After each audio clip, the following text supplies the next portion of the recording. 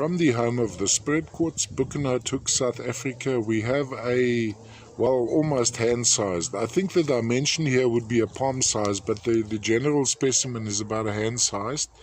Of the Spirit Quartz, the so-called Spirit Quartz, central quartz crystal surrounded by smaller quartz crystals.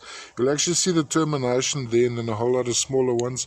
On the cross-sections of the matrix, you can also see what typically happens. Let me show you a good example here. You'll see there would have been a core crystal and this whole lawn of tiny crystals around it. Now, on closer investigation, when you look into the faces, the main terminations of these crystals, you'll see a slight bit of color concentration around the edges, and that would be propagated right through the specimen. The reddishness to brownishness would be a coating partially an inclusion of hematite in stages of oxidation.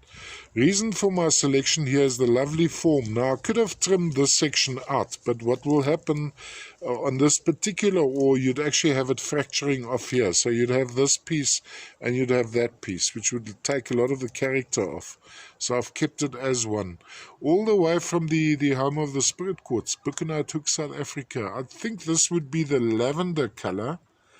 Also, with the still pictures, often one fails to see the differentiation between the main termination and the smaller crystals.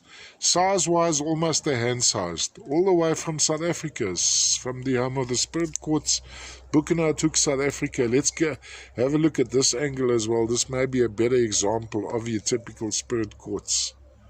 And that even has two heads on the one crystal.